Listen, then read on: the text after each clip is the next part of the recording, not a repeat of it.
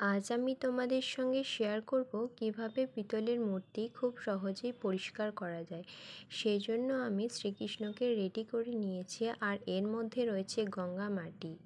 এই গঙ্গা মাটির মধ্যে আমি কিছুটা পাতিলেবুর রস নিয়ে ভালোভাবে মিশিয়ে নেব। এদিকে দেখো আমার মেশানো হয়ে গেছে। এরপর আমি এটা শ্রীকৃষ্ণের গায়ে ভালোভাবে লাগিয়ে দেব। পুরোটা ভালোভাবে লাগিয়ে নেওয়ার পর আমি কিন্তু হালকা হাতে ভালোভাবে এটা ঘষে নিচ্ছি। কোনো শক্ত জিনিস দিয়ে ঘষবার কোনো প্রয়োজন নেই। তোমরা দেখে বুঝতে পেরেছো যে এখানে খুব অল্প সময়ের মধ্যেই কিন্তু ভালোভাবে পরিষ্কার হয়ে যাচ্ছে।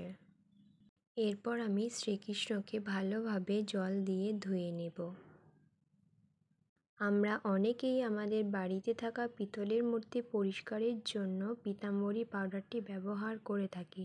সেটা কিন্তু করা উচিত নয়। আর এদিকে আমার স্নান করানো হয়ে গেছে। এরপর আমি শ্রীকৃষ্ণের গায়ে সামান্য একটু মধু লাগিয়ে দিচ্ছি। মধু মাখানোর পর আমি আবারও ভালোভাবে স্নান করিয়ে নেব। ঠিক একই নিয়মে আমি শ্রীরাধাকেও ভালোভাবে পরিষ্কার করে নিয়েছি। তোমাদের যদি মূর্তি পরিষ্কার করার পদ্ধতি ভালো লেগে থাকে তাহলে আমাকে অবশ্যই কমেন্ট করে জানিও। আমার অজান্তে যদি কোনো ভুল তোমাদের চোখে ধরা পড়ে থাকে তাহলে কিন্তু কমেন্ট করে অবশ্যই জানিও।